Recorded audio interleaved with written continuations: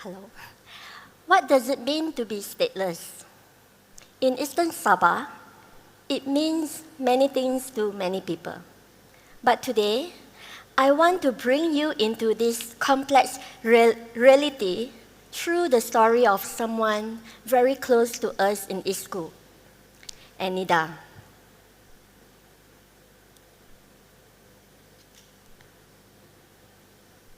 Ten years ago, Anida was one of Iskul's very first students, bright, soft-spoken, and full of questions. She was our top student. Today, she is one of our assistant teachers.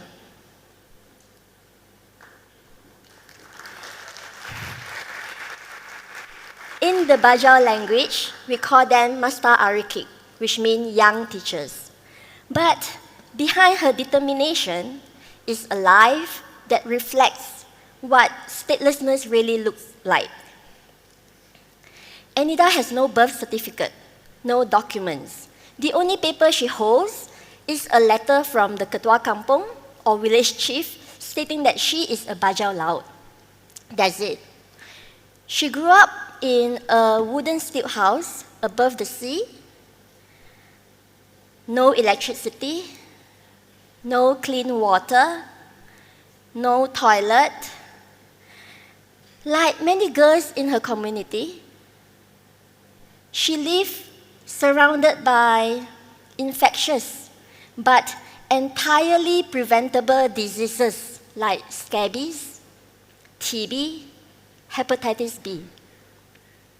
Early marriage is common, reproductive rights, maternal care, often out of reach.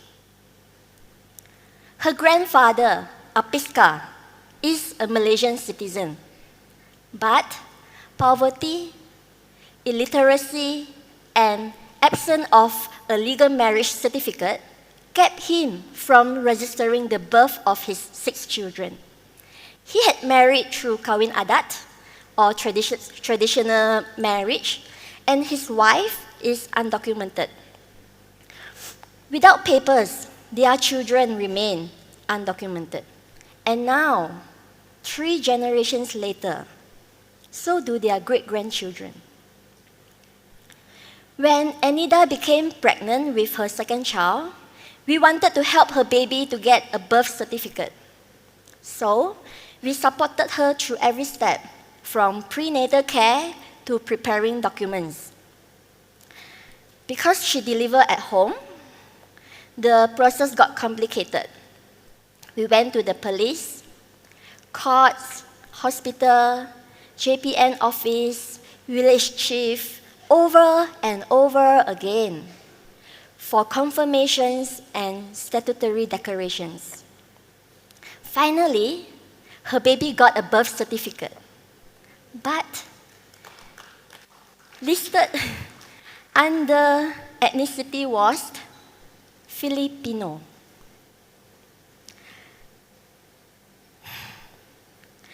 Both parents are Bajau Laut, but according to the JPN standard operating procedure in Semporna, if the mother is undocumented, the child is automatically considered Filipino. This is what systemic discrimination looks like. A bureaucracy that quietly erases identity, generation after generation. And Anida's case isn't an exception. Our 2024 community survey in Pulau Omadal found that 95% of the residents who live in stilt houses and boat house lack documentation. Many don't speak Bahasa Malaysia. Out of over 400 school-age children, only 53 attend school. Hunger is common, so is glue sniffing. Self-confidence is low. When we pause our meal program, school attendance drops. In April this year, we found that 55% of our students were underweight, Most survive on rice, tapioca, and catch of the day.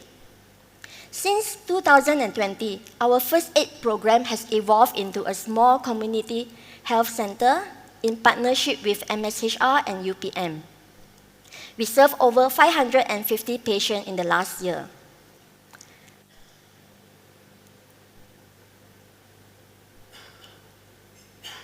Meanwhile, the community's income remains unstable. Some family earns less than 20 ringgit a day. One young father we know earns 200 ringgit a month reselling trepang or sea cucumber. These challenges, health, education, income, are deeply connected and all made worse by statelessness. Anida's story is not just personal. It reveals the deeper structural issues surrounding statelessness in Sabah. Let's start with education. There is no policy to register alternative learning center like Iskul that serves stateless children in Sabah. We applied to the Ministry of Education. They told us that they need a policy from the National Security Council first before they can formulate the required SOP. So, our school remains vulnerable to attacks. Then, civil registration. In Sabah, there is no legal provision for a Malaysian citizen to marry a stateless or undocumented person, which means that Malaysian father cannot pass on citizenship to their children unless the marriage is legally recognized. And here is something you may not know. Malaysia is one of the only 2 countries in the world, along with Barbados, where unmarried father cannot pass citizenship to their children. This leaves countless children in limbo. Birth registration is expensive, it's complicated, it discriminates. Even when parents try, their child is then labeled as Filipino, as the others. Finally, we must talk about history. The DiLaut are the indigenous people of the Sulu and Sulawesi Sea. They lived here long before there were borders, nation-states, or passports. But today, their existence is politicized, framed as a security threat. Each broken policy on education, marriage, birth registration doesn't stand alone. Together, they form a cycle of exclusion. Statelessness isn't just about lacking a document. It is about being denied dignity, identity, and a future. But it is also about resilience. And that brings me to a more hopeful part of this story. Here's the irony. The DiLaut are excluded from the system, but they help sustain it. My thesis in 2016 found that the DiLaut fishermen supply the live reef fish trade in Semporna. Their catch feeds local seafood restaurant, tourism resort, and export markets. On good days, some can earn 40 to 100 ringgit a day. Yet, they have no safety nets, no basic rights, no access to essential like education and healthcare, and above all, a constant fear of the authority. They work, they contribute, but they remain unseen. Now imagine if more stateless youth had access to opportunity. Take Dr. Janifar Alipar. He was once a stateless DiLaut boy. He found pathway to education, got documented, and today he is a data scientist and the CTO of the Sabah Bumiputra Chamber of Commerce. He uses his position to uplift his community, highlighting how generations of maritime knowledge make the DiLaut an asset to Sabah's blue economy. Dr. Jennifer broke the cycle, and Nida is breaking the cycle. Now imagine if 100 could do the same.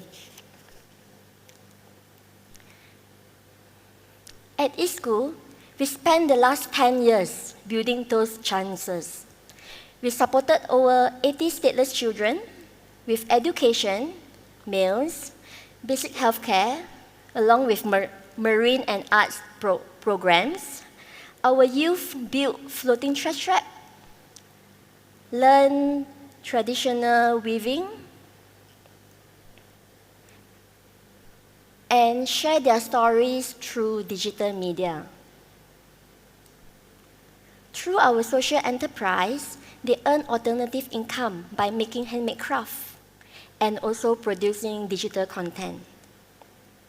But community effort can only go so far. We need systemic change.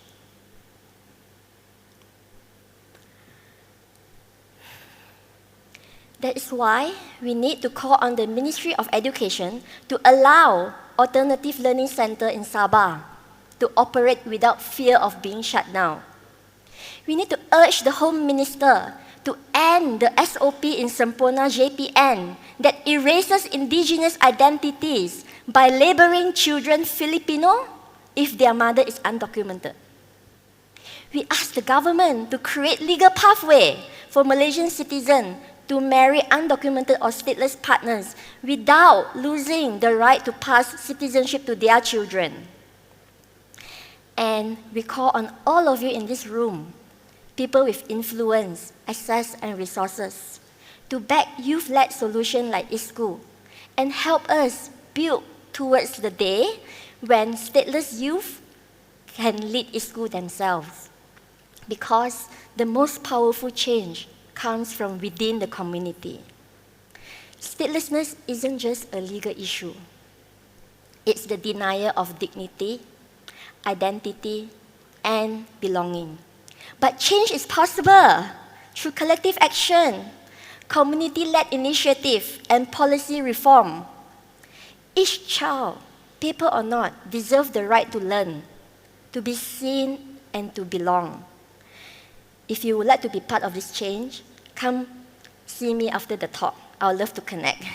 Thank you so much, and Masuku Kamumen.